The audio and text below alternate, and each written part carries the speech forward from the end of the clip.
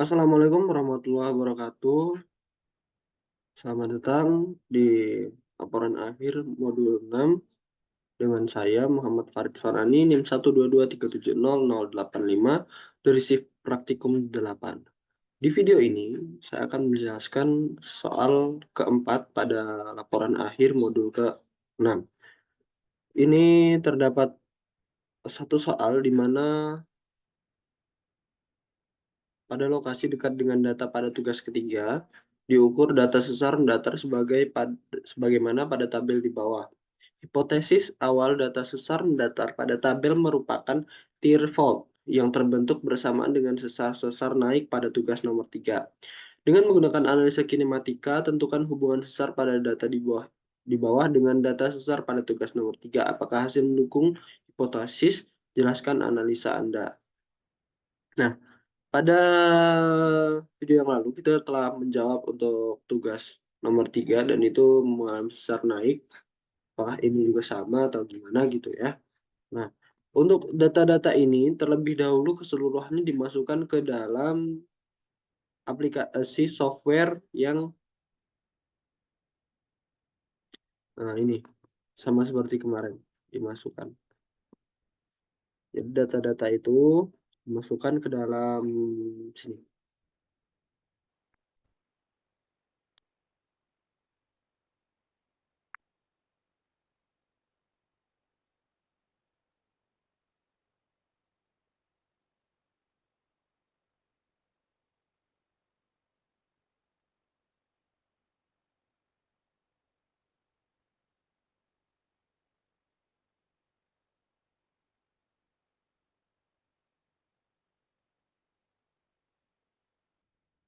Oke, jadi ini udah kita masukkan semuanya, lalu kita proyeksikan ke dalam plot dan kita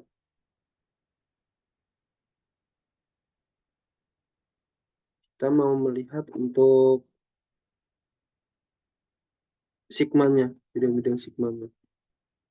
Kita percaya plot, habis itu fold dan fold plane, fold plane solution dan Lingenham. Oke, ini kan udah terlihat bidang-bidangnya. Nah, kita kan mau nyari untuk yang sigma-sigmanya. Kita cari sigmanya, plot, terus ke kinematik, akses, dan Lingenham. Nah, ini adalah sigma-sigmanya, ada yang berpotongan di sigma 2 dan 1 di dalam ini. Nah,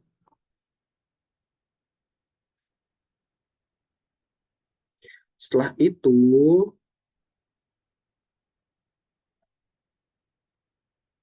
kita mau melihat stereonetnya. Kita mau melihat stereonetnya, kita pencet yang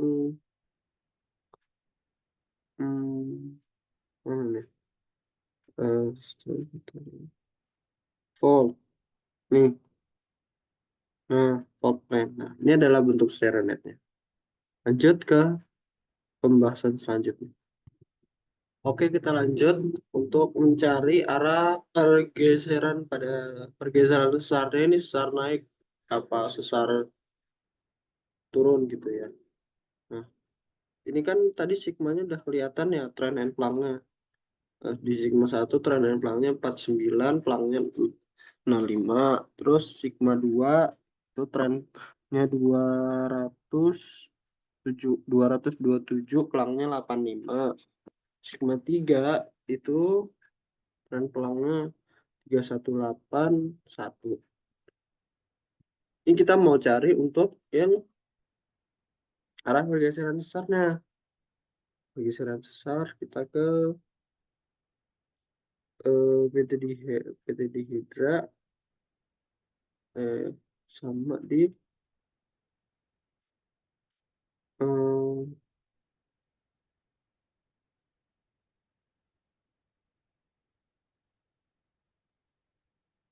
nah ini. Nah,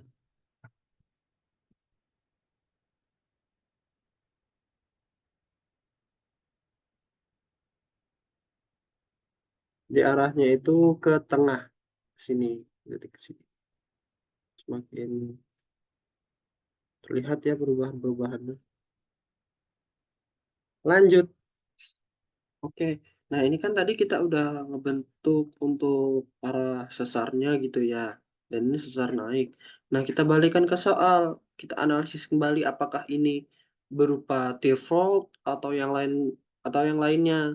Karena kan menurut hipotesis di soal nomor 4 ini dia mengamati bahwasannya ini tear fault. Nah, bagaimana kita mengetahuinya?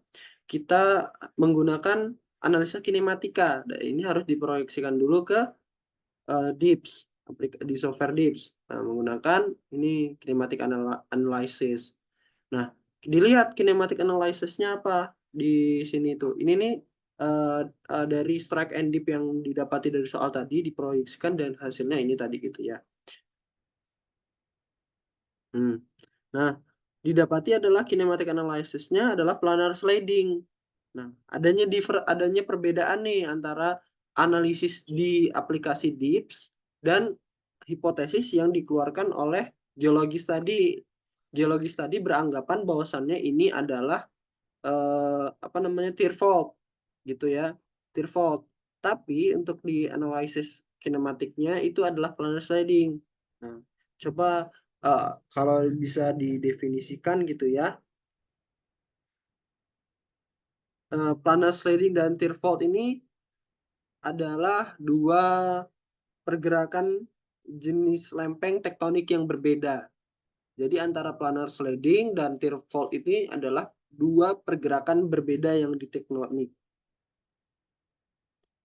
Pada dasarnya kedua pergerakan ini atau kedua pergeseran ini mengakibatkan adanya gempa bumi. Nah, perbedaannya adalah di mekanismenya. Kalau di planar sliding itu gerakan lempeng tektoniknya sangat halus dan terus-menerus sepanjang batas lempengan. Jadi dia ini berkepanjangan. Nah, kalau untuk pergerakan ini terjadi pada batas lempeng transform, di mana lempeng bergeser secara horizontal. Jadi pergerakannya itu secara horizontal di bagian lempeng-lempeng transform. Habis itu planar sliding ini tidak menghasilkan gempa bumi karena maksudnya tidak menghasilkan gempa bumi yang besar, namun relatif kecil gitu ya, karena tidak adanya penumpukan energi yang besar dari dasar bumi atau dari pergerakan lempeng-lempeng tektonik tersebut. Sedangkan kalau di tear fault itu dia patahan atau retakan pada lempeng tektonik di mana lempeng tersebut robek. Jadi adanya terbuka, lempeng ini terbuka. Jadi adanya terbuka akibat adanya patahan tadi itu. Jika ada patahan dia terbuka. Jadi dia mengalami adanya terpisahan gitu. Nah, tear fault ini bisa terjadi di atas di batas lempeng transform maupun divergen. Jadi transform dan divergen itu dia bisa mengalami keduanya untuk di tear fault-nya. Sedangkan di pergerakan lempeng pada tear fault biasanya tersendat-sendat sehingga terjadi penumpukan energi yang kemudian dilepaskan secara tiba-tiba. Nah, ini yang biasanya terjadinya gempa bumi yang begitu besar seperti gempa bumi yang ada di Aceh, lalu gempa bumi di Jepang itu dia mengalami tear fault karena dia begitu besarnya untuk mengangkat begitu beban ya gitu ya, mengangkat begitu beban, massa yang begitu berat, dia terangkat melawan gravitasi dan mengakibatkan gempa bumi yang besar juga.